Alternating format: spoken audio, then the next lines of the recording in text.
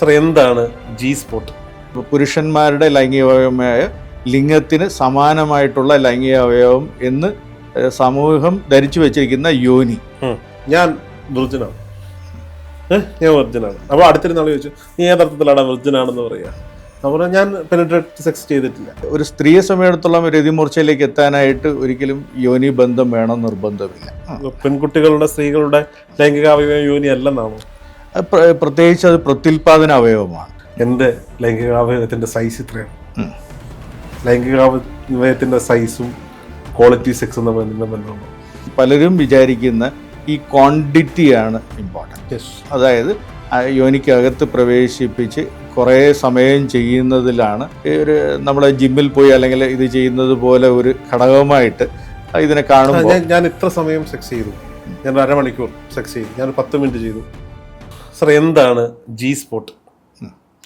ഒരു G spot അല്ലെങ്കിൽ ഗ്രാഫൻ spot എന്ന് പറയുന്ന ഒരു പ്രത്യേകിച്ച് ഒരു കറക്റ്റായിട്ടുള്ളൊരു സ്പോട്ടെന്ന് പറയാനില്ല. പക്ഷേ എന്നിരുന്നാലും ഒരു നമ്മുടെ യഥാർത്ഥത്തിൽ നമ്മുടെ ഈ ലൈംഗിക വിദ്യാഭ്യാസം ഇല്ലാത്തതിൻ്റെ കുറവ് മൂലം ജനങ്ങൾ ധരിച്ചിരിക്കുന്ന പുരുഷന്മാരുടെ ലൈംഗികമായ ലിംഗത്തിന് സമാനമായിട്ടുള്ള ലൈംഗിക അവയവം എന്ന് സമൂഹം ധരിച്ചു വെച്ചിരിക്കുന്ന യോനി.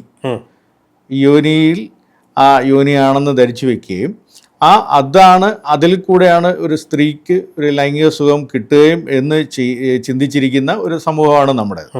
അപ്പോൾ ഇതിൽ യഥാർത്ഥത്തിൽ ഒരു സ്ത്രീയുടെ ലൈംഗിക അവയവം എന്ന് പറഞ്ഞാൽ അല്ലെങ്കിൽ പുരുഷൻ്റെ ലിംഗത്തിന് സമാനമായിട്ടുള്ള സ്ത്രീയുടെ ലൈംഗിക അവയവം എന്ന് പറയുന്നത് ക്ലൈറ്റോറിസ് അല്ലെങ്കിൽ ക്രിസരി എന്ന് പറയുന്ന ഒരു ഭാഗം.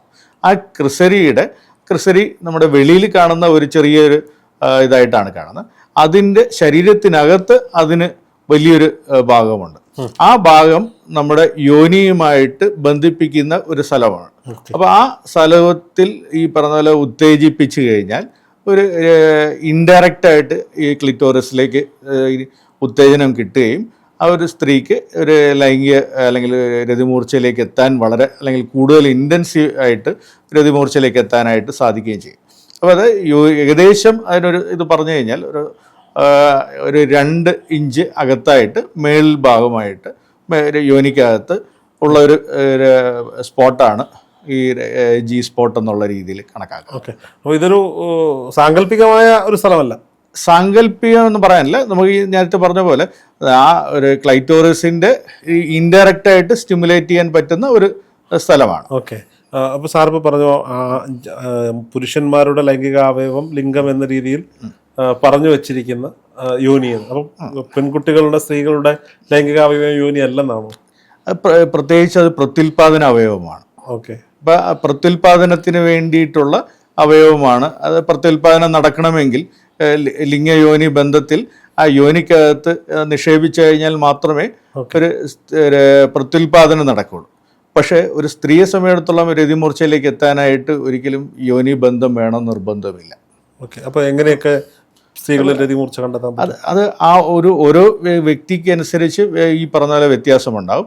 അതിൽ ഒരു ഘടകമാണ് ഞാൻ ഈ പറഞ്ഞ പോലെ ഒരു ക്ലൈറ്റോറൽ സ്റ്റിമുലേഷൻ. ആ ക്ലൈറ്റോറിസ് പക്ഷേ എല്ലാ സ്ത്രീകളും അത് നേരിട്ട് വേണമെന്ന് ഇത് ആഗ്രഹിക്കാറില്ല. അല്ലെങ്കിൽ ചിലപ്പോൾ ഓരോ വ്യക്തി അനുസരിച്ച് അത് മാറിക്കൊണ്ടിരിക്കും. ഓക്കെ, ഇപ്പോൾ ഈ കഴിഞ്ഞ ദിവസം ഞാൻ ഈ സോഷ്യൽ മീഡിയയിൽ ഒരാളുടെ ഒരു പോസ്റ്റ് കണ്ടതാണ്. ഇപ്പോൾ ചില ആണുങ്ങൾ ലൈംഗിക ബന്ധത്തിൽ ഏർപ്പെട്ടതിന് ശേഷം അയാൾക്ക് സ്ഖലനം സംഭവിച്ചതിന് ശേഷം എങ്ങനെ ഉണ്ടായിരുന്നു എന്ന് ചോദിക്കുന്ന ആണുങ്ങളെ പരിചയപ്പെട്ടിട്ടുണ്ട് എന്ന തരത്തിൽ.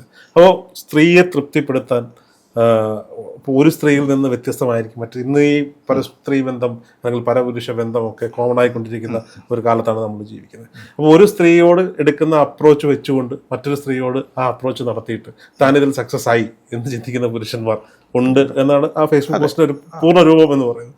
അപ്പം ഇത്തരത്തിലുള്ള ആളുകളോട് എന്താണ് പറയാനുള്ളത്? അല്ല, അത് ഈ താങ്കൾ പറഞ്ഞ വളരെ പ്രധാനപ്പെട്ട ഒരു ഘടകമാണ്. എന്ന് വെച്ച് കഴിഞ്ഞാൽ പലരും വിചാരിക്കുന്ന ഈ ക്വാണ്ടിറ്റിയാണ് ഇമ്പോർട്ടൻറ്റ്. അതായത് യോനിക്കകത്ത് പ്രവേശിപ്പിച്ച് കുറേ സമയം ചെയ്യുന്നതിലാണ് അതിൻ്റെ ആണത്വം എന്ന് കരുതുന്ന പുരുഷന്മാരാണ് ബഹുഭൂരിപക്ഷം. അപ്പോൾ ആ സ്ത്രീക്ക് എന്ത് വേണമെന്നുള്ളത് ആ സ്ത്രീക്ക് മാത്രമേ അറിയാം. അപ്പോൾ ആ സ്ത്രീയുമായിട്ടൊരു ഓപ്പൺ കമ്മ്യൂണിക്കേഷൻ, ആ വ്യക്തിയുമായിട്ടുള്ള ഒരു തമ്മിലുള്ള ഒരു മാനസികമായിട്ടുള്ള ഒരു ആത്മബന്ധമുണ്ടാകുകയും ആ സ്ത്രീയുടെ ആഗ്രഹത്തിനനുസരിച്ച് അവരുടെ ശരീരത്തിലും അതുപോലെ അവരുടെ ആഗ്രഹങ്ങൾക്കനുസരിച്ചുള്ള ഒരു ലൈംഗിക പ്രവൃത്തികളിൽ ഏർപ്പെടുന്നത് മൂലം മാത്രമേ ആ സ്ത്രീയെ സംബന്ധിച്ചിടത്തോളം ഒരു സാറ്റിസ്ഫാക്ഷനിലേക്ക് എത്താൻ സാധിക്കും.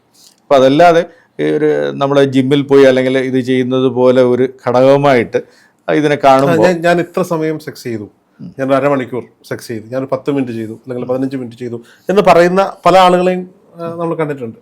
അവളത് എൻജോയ് ചെയ്തു അല്ലെങ്കിൽ അവൻ അത് എൻജോയ് ചെയ്തു എന്ന് ഇവർ വിചാരിക്കുകയാണ്. പക്ഷെ ഇവിടെ ഒരു പ്രശ്നമുണ്ട്. ഈ പാർട്ട്ണർ അവൾക്ക് വേണ്ടത് എന്താണ്, ഇപ്പോൾ അയാൾക്ക് മനസ്സിലാകാതിട്ടാണെങ്കിൽ തുറന്ന് സംസാരിക്കുന്നില്ല എന്നൊരു വിഷയം ഉണ്ടാവും. അതെ, ഇത് രണ്ടുപേരുടെ സൈഡിലുമുണ്ട്. ഈ പറയുന്ന പോലെ പുരുഷൻ ധരിച്ചു വെച്ചേക്കുന്ന ഇങ്ങനെയാണ് എന്നും സ്ത്രീ പലപ്പോഴും ധരിച്ചു വെച്ചേക്കുന്ന പുരുഷനെല്ലാം അറിയാം. അപ്പം ഈ അവിടെ ഉണ്ടാകുന്ന ഇങ്ങനെയുള്ള ഒരു കോൺഫ്ലിക്റ്റാണ്, ആ ധാരണകളിൽ തമ്മിലുള്ള വ്യത്യാസം. ഒരു ഓരോ വ്യക്തിയുടെയും താല്പര്യങ്ങൾ വ്യത്യാസമായി. നമ്മളിപ്പോൾ ആഹാരത്തിൻ്റെ കാര്യം എന്തിനാ ചോദിച്ചു കഴിഞ്ഞാൽ ഇപ്പം നമ്മുടെ തന്നെ രണ്ടുപേരുടെയും ആഹാര രീതികൾ തമ്മിൽ താല്പര്യങ്ങൾ വ്യത്യാസമായിരിക്കും. അപ്പോൾ അതേപോലെ തന്നെ ലൈംഗികതയെക്കുറിച്ചും ഓരോ വ്യക്തിക്കും വ്യത്യാസമായിരിക്കും. അപ്പോൾ ആ വ്യത്യാസങ്ങൾ തുറന്ന് സംസാരിക്കാൻ സാധിക്കേണ്ടതാണ്.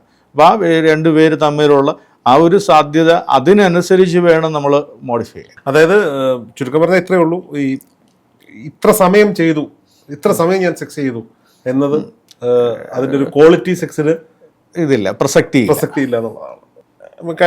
കഴിഞ്ഞ ദിവസം കുറേ ആളുകൾ ഇതിന് ഞങ്ങൾ സുഹൃത്തുക്കൾ കൂടി സംസാരിച്ച സമയത്ത് ഒരാൾ പറഞ്ഞു, ഞാൻ വിർജിനാണ്. ഞാൻ വെർജിനാണ്. അപ്പോൾ അടുത്തിരുന്ന ആൾ ചോദിച്ചു, നീ ഏതർത്ഥത്തിലാണ് വെർജിനാണെന്ന് പറയുക? അപ്പോൾ ഞാൻ പെനിട്രേറ്റ് സെക്സ് ചെയ്തിട്ടില്ല. അപ്പോൾ നീ ബാക്കിയുള്ളതൊക്കെ ചെയ്തിട്ടുണ്ട്. ബാക്കിയുള്ളതൊക്കെ ചെയ്തു, പിന്നെ എങ്ങനെയാണ് നീ വെർജിൻ ആവുന്നതെന്ന് ചോദിക്കും.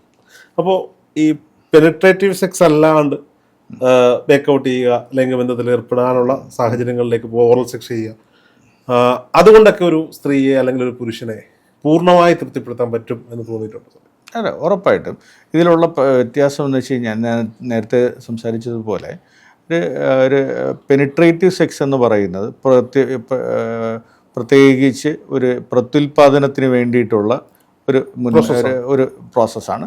അതും മാത്രമല്ല ഒരു പുരുഷന് ആ ഒരു ലൈംഗിക സുഖം കിട്ടാനും കൂടെ കൂടുതൽ ഒരു ഇതുണ്ടാകുന്ന ഒരു പ്രവൃത്തിയാണ്. സോ അതല്ലാതെ ഈ പറഞ്ഞ പോലെ ഒരു ലൈംഗിക സംതൃപ്തി എന്ന് പറയുന്നത് ആ പെനിട്രേറ്റീവ് സെക്സ് മാത്രമല്ല. അപ്പോൾ മറ്റ് പല ഘടകങ്ങളുണ്ട്. നമ്മൾ സാധാരണ പറയുന്ന ഫോർ പ്ലേ എന്നുള്ളതിൽ ഒരു കൂടെ.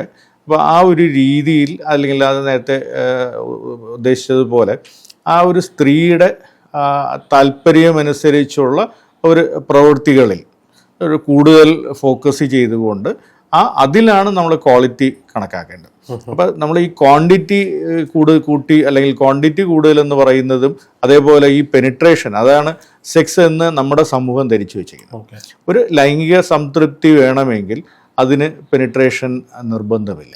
ഇപ്പോൾ ഒരു സ്ത്രീ എന്നാണ് ശരിയാണെങ്കിലും ഇപ്പോൾ അതിനെ ഇത് പറഞ്ഞു കഴിഞ്ഞാൽ ഇപ്പോൾ സ്വയംഭോഗം ചെയ്യുന്നു, ഇപ്പോൾ പുരുഷൻ സ്വയംഭോഗം ചെയ്യുന്നു, സ്ത്രീ സ്വയംഭോഗം ചെയ്യുന്നു, ഇതിലെല്ലാം ഈ പറഞ്ഞ പെനിട്രേഷൻ അവിടെ ഇല്ല.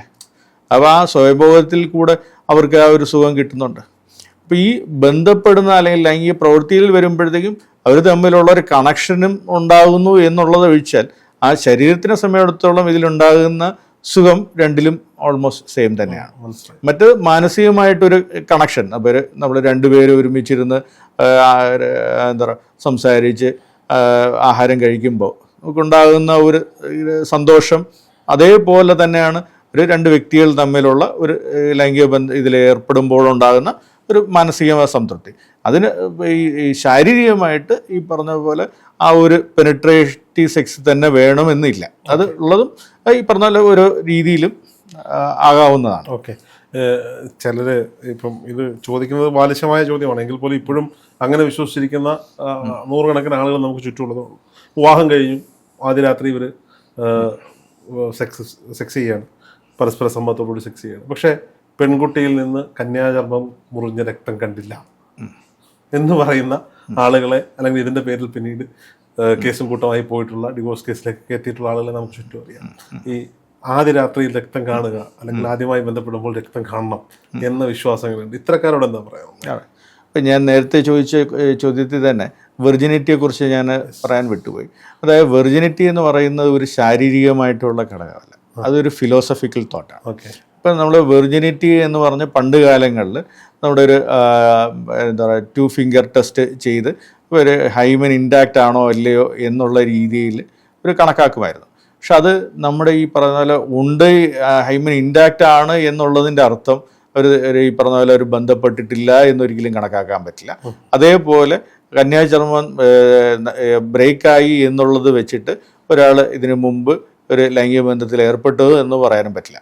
അപ്പം അതായത് കന്യാചർമ്മം പല കാരണം നമ്മുടെ എക്സസൈസ് ചെയ്യുന്നതിൽ കൂടെ, ഡാൻസ് ചെയ്യുന്നതിൽ കൂടെ, സ്ട്രെച്ചിങ് ആക്ടിവിറ്റീസ്, സൈക്ലിങ് അതുപോലുള്ള കാര്യങ്ങളിൽ കൂടെ അതെല്ലാം ബ്രേക്ക് ആകാമെന്ന്. അപ്പോൾ അതുപോലെ തന്നെ ഈവൻ ബ്രേക്ക് ആയില്ലെങ്കിൽ പോലും ആദ്യമായിട്ടുള്ള ഒരു ലൈംഗിക ബന്ധത്തിൽ ഈ കന്യാചർമ്മം ഈ പറഞ്ഞ പൊട്ടിയോടെ ബ്ലീഡിങ് ഉണ്ടാകണമെന്ന് യാതൊരു നിർബന്ധവുമില്ല. അപ്പം അതുപോലെ തന്നെ വേദന ഉണ്ടാകണമെന്നും നിർബന്ധമില്ല. ഒരു ശരിയായ രീതിയിൽ ആ പെൺകുട്ടി നല്ല രീതിയിൽ ഉത്തേജനമുണ്ടായി, നല്ല രീതിയിൽ ലൂബ്രിക്കേഷൻ ഉണ്ടായിട്ടുണ്ടെന്നുണ്ടെങ്കിൽ അവിടെ ഒരു വേദന ഉണ്ടാകേണ്ട ആവശ്യമില്ല. അപ്പം ആ വേദന ഉണ്ടാകുക എന്ന് പറയുന്നതിൻ്റെ അർത്ഥം എന്ന് വെച്ച് കഴിഞ്ഞാൽ ആ രീതിയിൽ ശരീരം മനസ്സും ഒരുമിച്ച് ഒരു കണക്ഷൻ ഉണ്ടായി ആ ഒരു ലൈംഗിക ഇതിൻ്റെ അകത്ത് ഇൻവോൾവ്മെൻ്റ് ഉണ്ടാകില്ല എന്നുള്ളത് കൊണ്ടാണ് അവിടെ ഒരു വേദനയുടെ ഘടകം വരുന്നത്.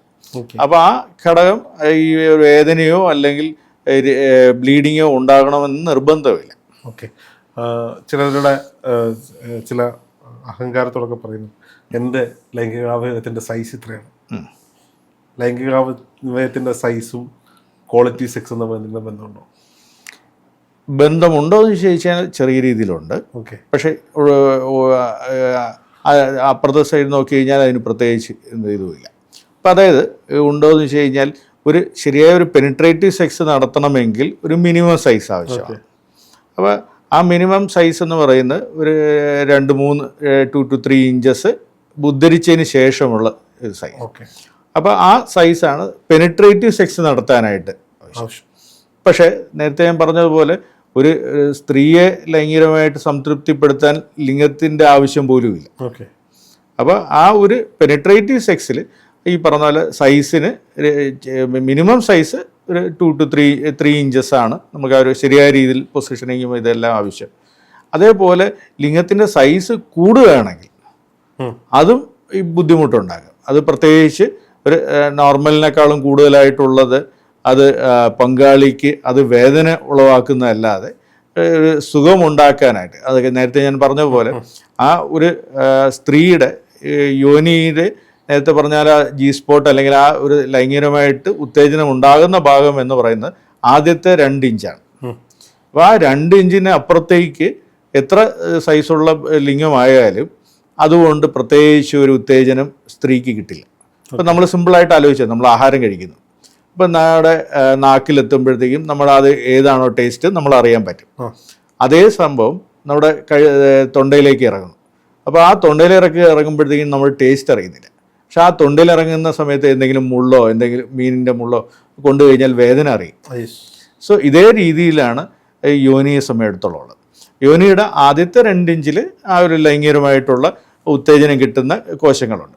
അപ്പോൾ അകത്തേക്ക് പോകുമ്പോഴത്തേക്കും അതിനനുസരിച്ചുള്ള കോശങ്ങളില്ല. വേദന അറിയാനുള്ള സെൻസേഷൻസ് സ്വീകരിക്കാനുള്ള ഇതാണുള്ളത്. അപ്പോൾ അതുകൊണ്ട് തന്നെ ഈ ലിംഗത്തിൻ്റെ സൈസ് വളരെ കൂടുകയാണെന്നുണ്ടെങ്കിൽ അത് പങ്കാളിക്ക് കൂടുതൽ ബുദ്ധിമുട്ടും വേദനയും ഉളവാക്കുന്നതല്ലാതെ കൂടുതൽ സുഖമുണ്ടാക്കുമെന്ന് കരുതുന്നത് യഥാർത്ഥത്തിൽ തെറ്റാണ്. ഓക്കെ. ഈ ആനൽ സെക്സ് ഒരുപാട് പേരുന്ന് താല്പര്യം പ്രകടിപ്പിക്കുന്നതായിട്ട് കേട്ടിട്ടുള്ള ഒന്നാണ്. ഇതിൻ്റെ ദൂഷ്യവശങ്ങളും നല്ല വശങ്ങളും എന്താണ്? ഇതിൽ ഈ പറഞ്ഞ പോലെ ഓരോ ആ കപ്പിൾ, അത് ഏത് നമ്മുടെ ഹെറ്ററോ സെക്ഷൽ ആണെങ്കിലും ഹോമോസെക്ഷൽ ആണെങ്കിലും, അപ്പോൾ ആ കപ്പിൾ തമ്മിലുള്ള താല്പര്യത്തിനനുസരിച്ച് അപ്പോൾ അത് ചെയ്യുന്നതിൽ മൂലം ഉണ്ടാകുന്ന ഒരു ആരോഗ്യ പ്രശ്നം എന്ന് പറയുന്നത് സെക്ഷലി ട്രാൻസ്മിറ്റഡ് ഡിസീസ് കൂടുതൽ ഇത് ഉണ്ടാകാൻ സാധ്യതയുണ്ട്. കാരണം അത് കൂടുതൽ ഇഞ്ചുറീസ് ഉണ്ടാക്കാം. അപ്പോൾ ഇതിൽ ചെയ്യേണ്ടതെന്ന് വെച്ച് കഴിഞ്ഞാൽ അവർ താല്പര്യമുണ്ട്, അവർക്ക് അതിലോട്ട് ആഗ്രഹമുണ്ടെന്നുണ്ടെങ്കിൽ സേഫായിട്ട് അത്യാവശ്യം ലൂബ്രിക്കൻസ് ഉപയോഗിച്ചുകൊണ്ട് വളരെ ജെൻറ്റിലായിട്ടത് ചെയ്യുന്നതിൽ വേറെ പ്രശ്നങ്ങളൊന്നുമില്ല. ഓക്കെ.